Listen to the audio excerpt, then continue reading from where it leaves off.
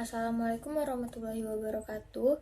Puji syukur kita panjatkan kehadirat Allah Subhanahu wa taala yang telah memberikan kesempatan dan kesehatan sehingga kita masih bisa mengikuti pembelajaran pada hari ini.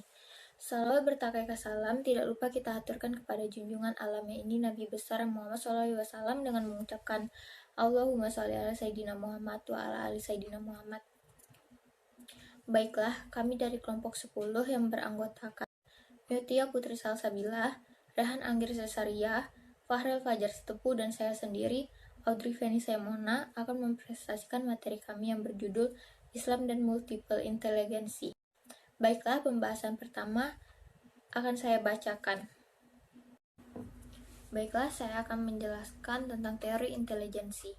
Adapun intelijensi ini sendiri berasal dari bahasa Inggris yaitu intelligence dan juga dari bahasa Latin yaitu intellectus, intelligentia, atau intelliger yang artinya memahami, menghubungkan, atau menyatukan satu dengan yang lainnya. Adapun pengertian intelijensi itu dalam ilmu psikologi merupakan kemampuan seseorang dalam berpikir dan belajar, menemukan pemecahan masalah, caranya dengan memproses sesuatu hal yang kemampuan yang dimiliki untuk menyesuaikan diri dengan lingkungannya. Di dalam ilmu psikologi sendiri, dikenal dengan adanya intelijensi yang dapat menggantikan berbagai istilah yang berhubungan dengan kecerdasan manusia. Berikut ini adalah berbagai teori intelijensi dalam psikologi. Yang pertama, teori general intelijensi. Yang kedua, teori spesifik intelijensi. Yang ketiga, teori pembawaan.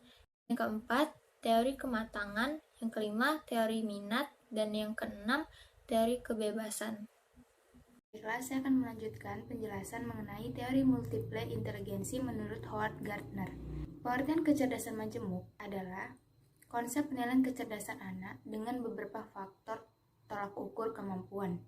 Dalam buku berjudul Multiple Inteligensi, The Theory in Practice, seorang psikologi bernama Howard Gardner menyatakan bahwa konsep kecerdasan majemuk melibatkan faktor biologi dan faktor budaya. Konsep penilaian kecerdasan majemuk bagi anak merupakan perlawanan terhadap penilaian kecerdasan yang hanya berdasarkan skor standar tes IQ. Pencetus konsep kecerdasan ini adalah Howard Gardner pada tahun 1983. Teori ini menyatakan bahwa kecerdasan tidak hanya dari IQ, sebab IQ tinggi tanpa adanya produktivitas bukan sebagai kecerdasan yang baik. Selanjutnya, konsep kecerdasan majemuk. Pada dasarnya, konsep kecerdasan majemuk dimiliki oleh setiap anak. Oleh karenanya, ada beberapa konsep kecerdasan majemuk yang perlu jadi rujukan utama orang tua saat menilai kecerdasan anak. Konsep kecerdasan majemuk itu adalah, pertama, satu jenis kemampuan tidak cukup untuk menyelesaikan berbagai persoalan manusia secara menyeluruh. Oleh sebab itu, kemampuan intelektual anak harus diperhatikan secara menyeluruh. Kedua, setiap anak punya karakteristik kecerdasannya sendiri, karenanya setiap anak harus memiliki perhatian dan pendampingannya sendiri-sendiri. Ketiga, setiap anak memiliki kebebasan cara belajarnya sesuai dengan kecerdasannya termasuk juga kebebasan evaluasi hasil belajarnya. Keempat, setiap lingkungan anak memiliki fasilitas untuk mengembangkan kecerdasan majemuk yang dimiliki tiap anak.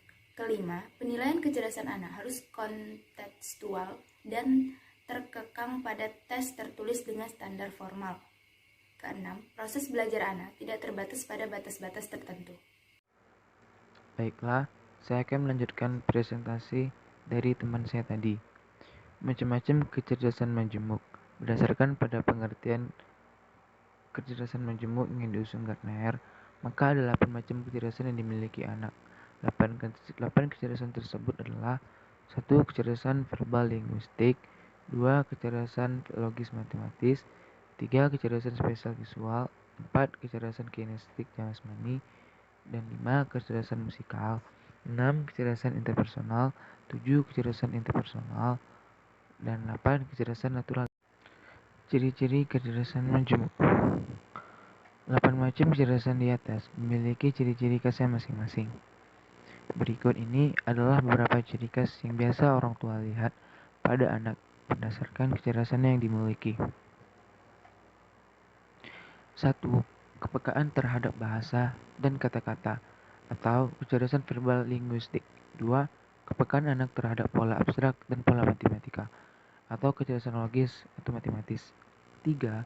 Kepekaan terhadap kondisi dan situasi ruang dan spesial tertentu, atau kecerdasan spesial visual. 4. Menjalankan berbagai aktivitas fisik yang berorientasi mengelola tubuh, atau kecerdasan kinestik jasmani. 5. Kepekaan terhadap nada, tempo, dan irama musik, atau kecerdasan musikal. Dan 6. Kecerdasan terhadap diri dan kesadaran diri, atau kecerdasan intraneuronal. Assalamualaikum warahmatullahi wabarakatuh. Baiklah, saya akan melanjutkan presentasi kelompok saya. Saya akan membahas tentang pandangan Islam terhadap perkembangan otak dan kecerdasan. Ketika kita sebelum lahir, kita tercipta dari setimpal darah yang kurang lebih dari 9 bulan itu bakal terbentuk rangkaian organ, bagian-bagian tubuh itu yang terus kita pas kita lahir kita ada sebutan sebagai manusia. Di setiap bagian tubuh kita memiliki tugas dan fungsinya masing-masing. Seperti mata untuk melihat, telinga untuk mendengar, kaki untuk berjalan, tangan untuk bisa untuk mengambil atau untuk mengambil darah atau apa gitu, dan yang lain. Untuk menjadi sebuah organ itu juga sebelumnya kita terbentuk dari atau tersusun dari jaringan, dan jaringan juga terbentuk atau disusun dari berjuta-juta sel. Dan sel itu adalah unit terkecil dari suatu makhluk hidup. Bahkan manusia sendiri punya, apabila misalnya nih berat tubuh manusia 70 kilo, jumlah selnya berkisar 30 sampai 40 triliun sel. Bayangkan seberapa banyak sel yang ada di dalam tubuh kita yang menjalankan, yang mengatur, yang mengkoordinir kita, otak kita, bahkan organ tubuh kita. Terus menurut kecerdasan manusia itu organ manusia ada kaitannya dengan organ itu terutama pada otak, karena organ manusia itu mempunyai fungsi dan tugasnya masing-masing, dan ketika si organ itu bersatu dan membentuk satu sistem itu hanya sebuah sistem organ, dan otak punya peranan penting dalam sistem organ. Kayak otak menjalankan perintah atau yang mengendalikan sistem organ kita untuk yang dibuat oleh manusia gini, seperti kayak sistem pencernaan, sistem reproduksi, bahkan sistem organ yang lainnya. Allah Subhanahu wa Ta'ala juga telah menciptakan sedemikian rupa rumitnya komponen organ yang tidak bisa ditiru, tidak bisa dikendalikan oleh manusia, yang cuma otak yang bisa mengendalikan kita. Dan Allah juga menciptakan tidak bisa ditiru, tidak bisa diubah, tidak bisa dibuat lagi oleh manusia manapun di muka bumi ini. Otak tuh letaknya di dalam kepala kita yang isinya sekitar 1.350 cc dan terdiri dari 100 juta sel saraf atau neuron. Fungsinya atau tanggung jawab otak itu untuk mengatur aktivitas tubuh. Salah satu tugas otak juga mengatur kecerdasan manusia. Dan disinilah pandangan Islam tuh, menurut pandangan Islam, otak tuh yang menjalankan seluruh kecerdasan, bertindak, berpikir, bahkan berbicara, itu otak yang mengatur. Dan melaksanakan suatu pekerjaan itu juga otak yang mengatur. Misalnya aja, contohnya kalau dalam sistem organ, kita kaitkan dengan sistem organ, misalnya ketika kita lapar maka kita akan makan. Disitulah otak akan memberitahu sistem organ kalau kita tuh lapar, maka kita makanya kita makan. Disitulah misi otak untuk melaksanakan tugas-tugas yang diperintahkan oleh sistem organ kita. Secara alamiahnya manusia itu menggunakan otak itu dalam sehari 4.000 sampai 5.000 kali. Bayangin seberapa sering, seberapa berfungsinya otak bagi kehidupan kita. Bahkan 4.000 sampai 5.000 kali per hari itu yang nggak kita sadari, begitu jumlah besarnya. Itu berarti itu intinya semua kegiatan kita itu yang ngatur otak. Setiap manusia juga punya jumlah yang berbeda-beda. Misalnya aja 4.000 bisa aja manusia lain 4.500 atau orang lain bahkan ada yang lebih dari 5.000. Bagian otak manusia yang istimewa untuk menangkap informasi sebelum melakukan tugas itu namanya previsi atau yang bahasa alamiahnya prefrontal cortex. Udah dilakukan peneliti oleh Jordan Grafman namanya. Bagian otak inilah yang membedakan manusia dengan hewan. Jadi cuma manusia yang punya otak tetapi tidak dengan hewan.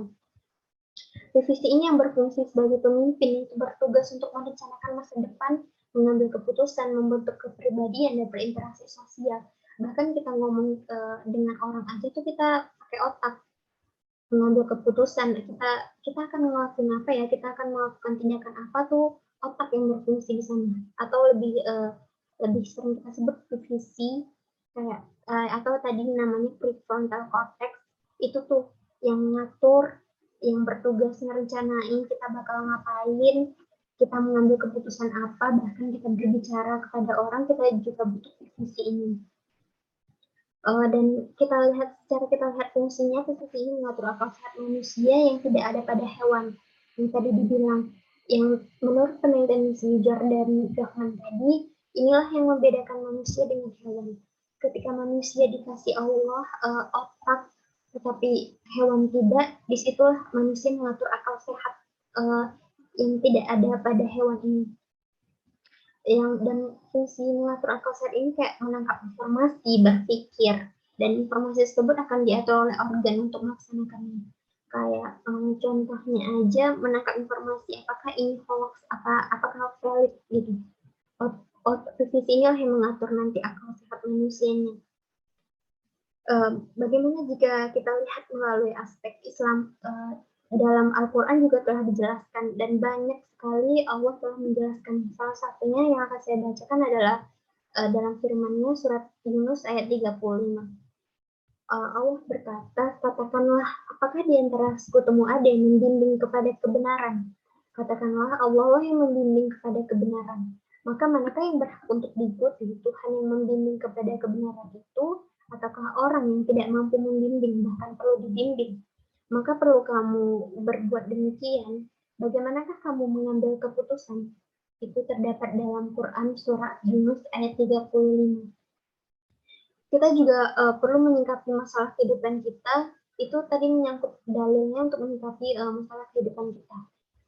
Manusia bisa mempertanggungjawabkan dan bisa disimpulkan dengan data kuantitatif kan tidak ya, akal manusia sangat terbatas. Jadi di samping itu ada kekuatan yang besar yang bisa membalikan fakta atau kebenaran menjadi keburukan, yaitu dengan hawa nafsu. Itulah mengapa sangat diperlukan dalil untuk setiap kehidupan manusia itu. Dan posisi manusia dalam nilai pemikiran itu meliputi nomor 2, yaitu jais. Mungkin iya atau tidak. Berarti nilai pemikiran manusia itu tidak pasti benar walaupun dengan penelitian secara sains dan akal sehat. Jadi tidak ada yang bisa menandingi akal manusia. Akal manusia itu bisa aja salah, bisa aja benar. Karena yang benar itu ya hanya dalil kuatnya itu ya Al-Quran dan hadis. Dan Allah juga telah kita juga tahu kalau ilmunya Allah itu tidak hanya terbatas akal dan wahyu, tapi Allah itu telah melingkupkannya dengan wahyu juga. Maksudnya adalah kita cuma sebatas akal dan Allah bisa melebihi dari akal kita yang tidak hanya sebatas kebetulan saja. Kecepatan otak manusia untuk menangkap suatu informasi yang akan dipikirkan oleh akal dan dirasapi dengan kalbu sama dengan hati, itu dilakukan tindakan oleh organ tubuh itu sangat cepat sekali. Seperti di awal tadi kan sudah dijelaskan bahwa manusia setiap harinya tuh berpikir sebanyak 4.000 sampai 5.000 kali. Itu yang minimal. Bahkan kita nggak tahu manusia lain bahkan bisa mikir sampai 6.000 bahkan 7.000. Itu kan beda-beda ya, setiap aktivitas kita dengan manusia lain itu berbeda dalam sehari-harinya. Jadi informasi yang ditangkap oleh otak itu sebegitu cepatnya. Apalagi di era modern saat ini, informasi itu yang beredar sangat luas. Ada pula yang tergolong hoax. Dari situ otak kita berfungsi. Apakah bisa kita mencari informasi yang mana hoax, yang mana betul? Bisakah kita mencari kevalitan suatu informasi? Disitulah otak manusia berfungsi. Dari penjelasan tadi, kita tarik kesimpulan bahwa informasi sangat berpengaruh akan kinerja otak dalam menangkapnya melalui peran visi. Maka dari itu, alangkah baiknya kita mencari tahu terlebih dahulu kebenaran informasi yang kita dapat sebelumnya untuk kita yakini. Dan untuk kecerdasan itu dalam pandangan Islam itu banyak sekali didasarkan dalam konsep-konsep dari Al-Quran yang menyangkut juga dalam diri manusia. Dalam hal ini juga Al-Quran memang banyak menyinggung istilah-istilah mengenai manusia, mulai dari al-bashar, al-ins, al-insan, al-unas, al-nas, dan al-adam, nafsu, al-aqol, al-qalbu, hati, ar-ruhnya, jiwa, al-fitrah juga jiwa. Alhasilnya masih banyak jenis kecerdasan manusia yang belum dieksplorasi dan membutuhkan kajian lebih dalam lagi seharusnya. Kita tidak dapat membatasi jumlah kecerdasan manusia seperti yang telah didefinisikan oleh teori multiple intelligence, kecerdasan ganda tadi, tetapi masih terentang luas di dalam gudang fitrahnya. Jadi kita hanya cuman bisa sesuai fitrah kita, cuma sebatas akal, tetapi Allah punya wahyu yang lebih, yang bisa melebihi akal kita. Inilah tantangan bagi para ahli untuk mengungkapkannya sehingga dapat diperoleh pemahaman yang lebih luas. Dan juga multiple intelligence ini dalam bahasa Arab juga disebut al-zaka. Menurut artinya itu adalah pemahaman, kecepatan, dan kesempurnaan sesuatu. Dalam artian kemampuan al-qudrah dalam memahami suatu secara cepat dan sempurna. Jadi tadi kan juga sudah dijelaskan bahwa otak kita itu meresponnya dengan sangat cepat, bahkan sampai 4.000 sampai 5.000 kata untuk minimal sehari kita menggunakan otak kita untuk berpikir. Disitulah kita bisa dikatakan cerdas atau enggak ketika kita mengolah informasi, ketika kita mencari tahu apakah informasi ini benar, apakah informasi ini valid. Disitulah letak kecerdasan manusia yang membedakannya dengan hewan. Sekian, terima kasih.